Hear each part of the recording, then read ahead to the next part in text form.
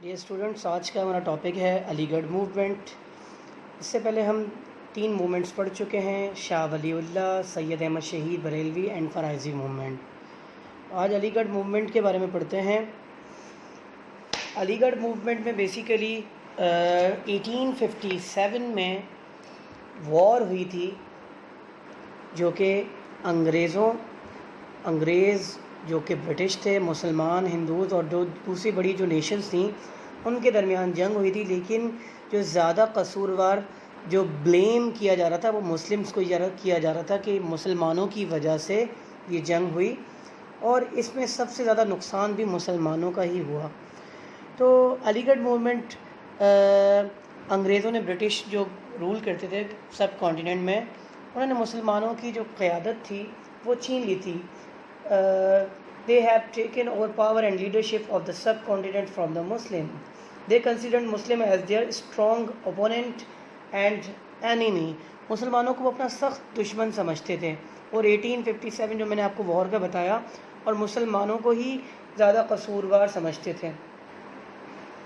اچھا جی، اسی وجہ سے، انہی ریزنز کی وجہ سے مسلمانوں کو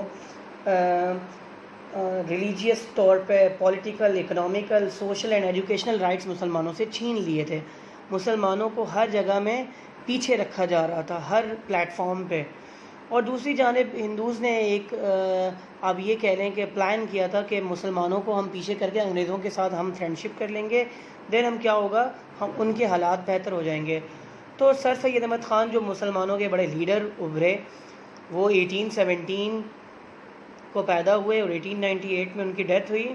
انہوں نے کیا کیا، مسلمانوں کی لیڈرشپ سنبھالی اور مسلمانوں کو ویک اپ کال کی، جگایا، بیدار کیا۔ ان کی جو موومنٹ ہے وہ علی گڑھ موومنٹ کہلاتی ہے۔ کیا کیا ان کے مقاصد تھے یہ موومنٹ بنانے کے، یہ آج ہم پڑھتے ہیں۔ تو سب سے پہلا ہے جنرل اویئرنیس۔ مسلمانوں کو اویئرنیس دلوانی تھی، مسلمانوں کو یہ ریمائنڈ کروانا تھا کہ بھائی آپ کا جو گولڈن ایرا ہے وہ گزر چکا ہے، جو سنہرا دور ہے وہ گزر چکا ہے۔ اب ان پر کون حکومت کر رہے ہیں؟ برٹش رول کر رہے ہیں، ٹھیک ہے۔ اب آپ کا ڈاؤن فال اسٹارٹ ہو گیا ہے۔ آپ کیا ہیں، آپ کا جو گولڈن ایرا تھا وہ گزر چکا ہے۔ اب آپ کو اپنی جو ریئلٹی ہے اس کو ایکسیپٹ کر لینا چاہیے، بجائے اس کے کہ بھائی ہم پاسٹ کے جو ہمارا گولڈن ٹائم تھا اس کو یاد کریں۔ ہم اپنے فیوچر کی پلاننگ کریں کہ آگے ہم نے کیا کرنا ہے، آگے ہم نے کس طرح اپنی جان چھڑانی ہے، کس طرح اپنی موومنٹ کو آگے بڑھانا ہے، کس طرح انگریزوں کے ذہنوں کو کلیئر کرنا ہے۔ تو سب سے پہلا کام کیا کیا سر سید احمد خان نے کہ فرینڈلی ریلیشنز قائم کرنے کی کوشش کی۔ کس کے درمیان؟ انگریزوں اور مسلمانوں کے درمیان۔ سر Syed Ahmad Khan emphasized the need for maintaining friendly relations with the British to earn their goodwill. He tried to convince the British that the Muslims alone were not responsible for the war of 1857. انہوں نے British کو convince کرنے کی کوشش کی کہ بھائی 1857 کے وار کے مسلمان ہی رسپانسبل نہیں تھے، بلکہ دوسری نیشن جنہوں نے پارٹیسپیٹ کیا تھا وہ بھی رسپانسبل تھے۔ تو انہوں نے ڈفرینٹ پمفلیٹس اور بکس تیار کی، جس کا نام تھا main the causes of Indian revolt. He point out the following real reasons of the 1857 war. انہوں نے 1857 کے وار کے جو بھی ریزن تھے وہ اس بک میں، اس پمفلیٹ میں انہوں نے بیان کیے۔ کیا تھیں؟ انہوں نے بتایا کہ بھائی جو برٹش گورنمنٹ جو ہم پہ رول کرتی تھی، ان کی عوام کی جو ایکسپیکٹیشنز تھی وہ ان کو پورا نہیں کر پا رہے تھے۔ اس وجہ سے عوام کیا تھے، the people were annoyed on this account. اسی وجہ سے پیپل جو لوگ تھے وہ بہت زیادہ غصہ تھے۔ اچھا، the next point is the government has failed to understand the problems of the people because there was no liaison between the rulers and the ruled. یعنی حکومت جو تھی وہ عوام کے پرابلمس کو سمجھنے میں ناکام ہو گئی تھی، وہ کیونکہ کانٹیکٹ نہیں تھا بیچ میں۔ تو اس کا مین ریزن تھا انگلش لینگویج، جو کہ لوگوں کو، ہمارے مسلمانوں کو زیادہ انگلش پر عبور حاصل نہیں تھا۔ تو یہ پرابلم تھا, کمیونیکیشن گیپ تھا, جس کی وجہ سے وہ ہماری پرابلمس کو سمجھ نہیں پا رہے تھے, نہ ہم ان کی باتوں کو انڈرسٹینڈ کر پا رہے تھے. The third point is the government had no program for the welfare of the people. The people in general and the Muslims in particular had become poorer. یعنی گورنمنٹ کے پاس کوئی ایسا پروگرام, ایسا ویلفیئر کا کوئی پروگرام نہیں تھا جس سے وہ عوام کی مدد کر سکیں. اسپیشلی جو مسلمان تھے وہ بہت زیادہ غریب تھے, ٹھیک ہے, اور بھی لوگوں کو پرابلم تھی لیکن مسلمانوں کو اسپیشلی مسلمانوں کے پاس زیادہ پرابلمس تھیں. The fourth point is the government had enforced such laws and regulations which were contrary to the customs and traditions of the people of the subcontinent. حکومت نے ایسے قوانین نافذ کر دیے تھے جو بر صغیر کے جو عوام تھے ان کے کسٹمز, ان کے ریلیجن, ان کی روایات کے خلاف تھے. دیٹس وائی عوام جو تھی وہ ان کی انڈرسٹینڈ نہیں کر پا رہی تھی. The last one is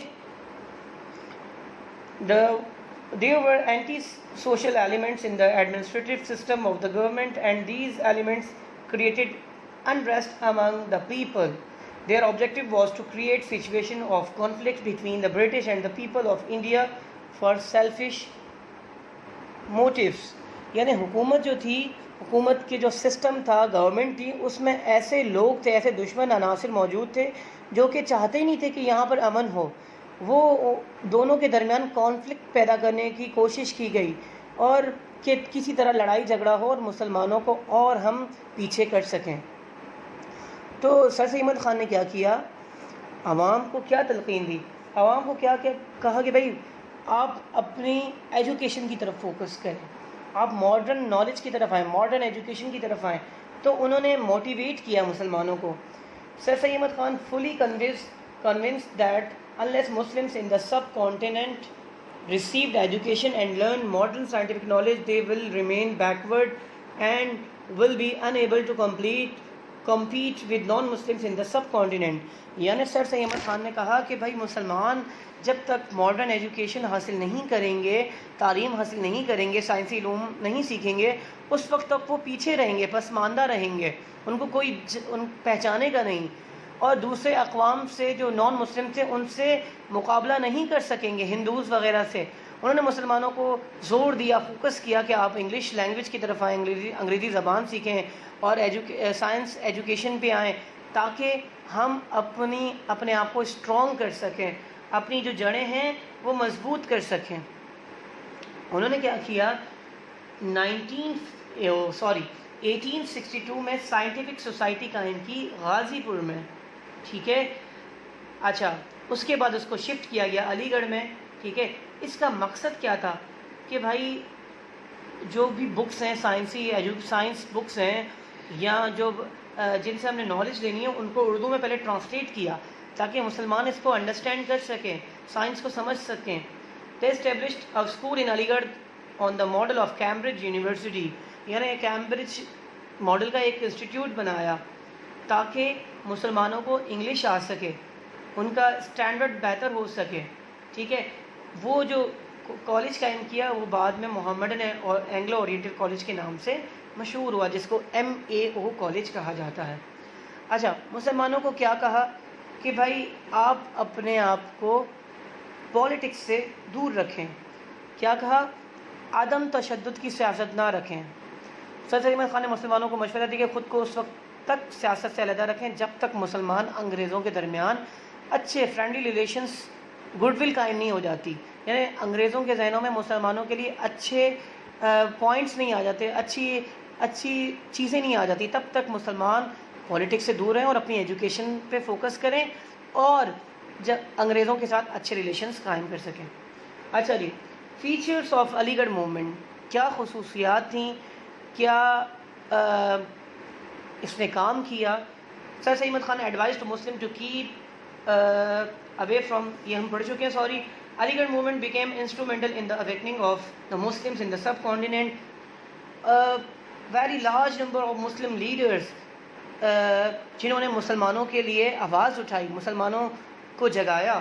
اس میں بڑے بڑے لیڈرز تھے جن میں نواب محسن الملک, نواب وقار الملک, مولانا شبلی نعمانی, مولانا الطاف حسین حالی, یہ بڑے بڑے نام ہیں جو بڑے بڑے لیڈرز ہیں, رائٹرز ہیں, جنہوں نے مسلمانوں کو اپنی رائٹنگ سے، اپنی باتوں سے جگایا، اپنے خیالات سے جگایا، مسلمانوں کو اکٹھا کیا۔ اچھا، سب سے پہلے educational services. Sir Syed Ahmad Khan had the view that acquisition of modern education would help in the progress and development of Muslim society in India. یعنی انہوں نے کہا جدید تعلیم کا جو حصول ہے وہ مسلمانوں کو مددگار ثابت ہوگا۔ انہوں نے مسلمانوں کو زور دیا کہ آپ ماڈرن ایجوکیشن کی طرف آئیں۔ میں نے آپ کو بتایا 1862 میں غازی پور میں سائنٹیفک سوسائٹی قائم کی۔ تو یہ تمام جو چیزیں ہیں وہ مسلمانوں کو بتانے کے لیے کی کہ بھائی آپ اپنی ایجوکیشن پہ فوکس کریں تاکہ ہم انگریزوں کو اپنی بات سمجھا سکیں، اپنا میسج کنوے کر سکیں اور ہم ان کی بات انڈرسٹینڈ کر سکیں۔ اچھا، سوشل سروسز کیا دیں؟ 1857 کی جنگ کے بعد مسلمانوں کے لیے جو ناقابل بیان نفرتوں کا جو سلسلہ انتقامیوں کا شروع ہوا تھا وہ اب کیا ہوا؟ کم ہو چکا تھا۔ انہوں نے مسلمانوں کو جو سر سید احمد خان نے جو بکس لکھیں ان میں ان کو کلیئر کر دیا کہ مسلمان ہی رسپانسبل نہیں تھے۔ تو کیا ہوا؟ اس سے بینیفٹ کیا ہوا؟ مسلمانوں پر جو جابس تھیں اس کی پابندیاں جو لگائی ہوئی تھیں، بین لگایا ہوا تھا، اس کو کم کر دیا گیا، اور جو مسلمانوں سے پراپرٹیز وغیرہ چھین لی گئی تھیں جنگ کے بعد وہ مسلمانوں کو لوٹا دی گئیں، اور اس کے علاوہ مسلمانوں کو ویلفیئر کے پروگرامز میں شامل کیا جانے لگا۔ Muslim included a number of program for the development کے پروگرامز کو مسلمانوں میں شامل کیا جانے لگا۔ تو کیا ہوا؟ یہ جو موومنٹ تھی علی گڑھ، یہ مسلمانوں کے لیے ایک آپ یہ کہہ سکتے ہیں کہ بیک بون کا اس نے رول پلے کیا مسلمانوں کے لیے، ٹھیک ہے۔ تو اس تحریک میں جو مین رول تھا وہ سر سید احمد خان کا تھا، جنہوں نے مسلمانوں کو اویئر کیا، مسلمانوں کو جگایا اور مسلمانوں کو بتایا کہ بھائی آپ اٹھ جائیں، نیند سے جاگ جائیں۔ تو یہی ریزن تھا کہ جس کی وجہ سے مسلمان جاگ اٹھے، اور اس کے بعد جو ہماری تحریک تھی، ہماری موومنٹ تھی، وہ اسٹرانگ ہوتی گئی، اور اس کے بعد بہت بڑے بڑے لیڈرز آئے جنہوں نے اس کو پائے تکمیل تک پہنچایا۔